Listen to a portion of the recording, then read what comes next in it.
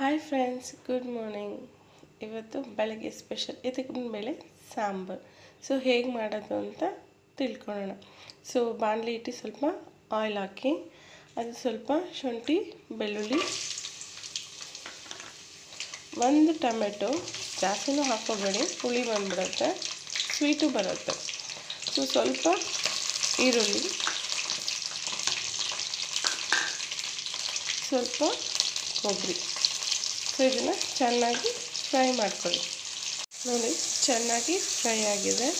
ಅದಕ್ಕೆ ಸ್ವಲ್ಪ ಒಣಗಿದ ಮೆಣಸಿನ್ಕಾಯಿ, ನೀವು ಹಸಿದಾದರೂ ಹಾಕ್ಕೋಬೋದು, ಒಣಗಿದಾದರೂ ಹಾಕ್ಕೋಬೋದು, ಇಲ್ಲ ಖಾರದ ಪೌಡ್ರ್ ಆದರೂ ಹಾಕ್ಕೋಬೋದು. ಸ್ವಲ್ಪ ಚಕ್ಕೆ ಲವಂಗ ಹಾಕಿ ಚೆನ್ನಾಗಿ ಫ್ರೈ ಮಾಡ್ತೀವಿ. ಸೊ ಫ್ರೈ ಆಗ್ತದೆ. ಅದು ಸ್ವಲ್ಪ ಕೊತ್ತಂಬರಿ ಸೊಪ್ಪು,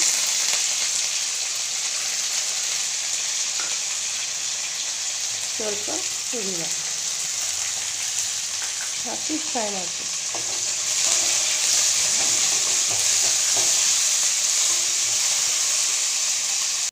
ಫ್ರೈ ಮಾಡ್ಕೊಂಡಿರೋದನ್ನು ಮಿಕ್ಸಿಗೆ ಹಾಕಿ, ಅದಕ್ಕೆ ಸ್ವಲ್ಪ ಅರಿಶಿನ, ಸ್ವಲ್ಪ ಧನಿಯಾ ಪುಡಿ ಹಾಕಿ ಮಿಕ್ಸ್ ಮಾಡ್ಕೊಳ್ಳಿ.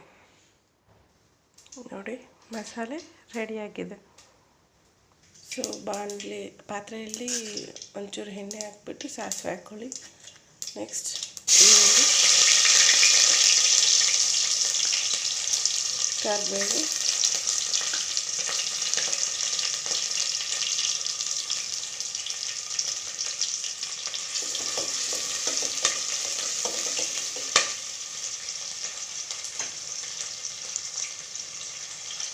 ಸ್ವಲ್ಪ ಟೊಮೆಟೊ,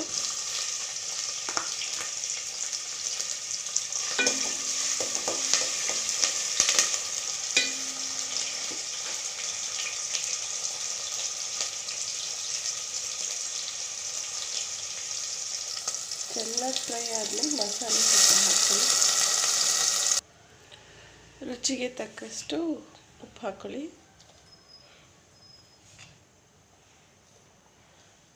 ಹಾಕ್ಕೊಂಡು ಅದಕ್ಕೆ ಇದಕ್ಕಿನ ಮೇಲೆ ಚೆನ್ನಾಗಿ ತೊಳೆದು ಹಾಕ್ಕೊಳ್ಳಿ.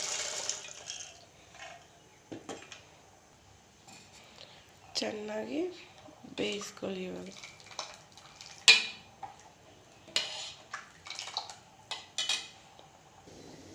ನೋಡಿ, ಚೆನ್ನಾಗಿ ಕುದೀತಿದೆ. ಸೊ ಇವಾಗ ಆಲೂಗಡ್ಡೆ ಹಾಕ್ಕೊಳ್ಳೋಣ. ನಾನು 2 ಆಲೂಗಡ್ಡೆನ ಹಾಕ್ಕೊಂಡಿದ್ದೀನಿ. ನಿಮ್ಗೆ ಎಷ್ಟು ಬೇಕೋ ಅಷ್ಟು ಹಾಕ್ಕೊಳ್ಳಿ, ಇಲ್ಲಾಂದರೆ ಹಾಕ್ತೇನೂ ಇಟ್ಕೊಳ್ಳಿ.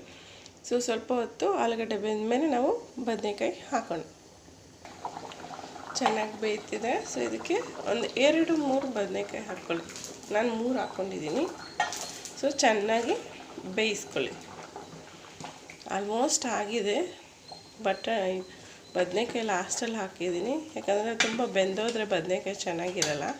ಸೊ ಅದಕ್ಕೋಸ್ಕರ ಇದಕ್ಕಿನ ಬೇಳೆ ಸಾಂಬಾರು ರೆಡಿ ಇದೆ. ಸೊ ನಾವು ಸರ್ವಿಂಗ್ ಬೌಲಲ್ಲಿ ತೊಗೊಳ್ಳೋಣ. ನೀವು ಬೇಳೆನ ಇನ್ನೂ ಚೆನ್ನಾಗಿ ಬೇಯಿಸ್ಕೋಬೋದು, ಆದರೆ ನಾನು ಸ್ವಲ್ಪ ನಮ್ಮ ಮನೇಲಿ ಹೀಗೆ ಬೇಯಿಸ್ಕೊಳ್ಳೋದು. So taste ಸೂಪರಾಗಿರುತ್ತೆ.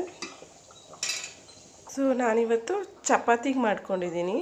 ನೀವು ಬೇಕಾದರೆ ದೋಸೆಗೂ, ಇಡ್ಲಿಗೂ, ಬಟ್ ಮುದ್ದೆಗೆ ಮಾತ್ರ ಸೂಪರಾಗಿರುತ್ತೆ. ಸೊ ಟೇಸ್ಟ್ ಮಾಡಿ. Thank you.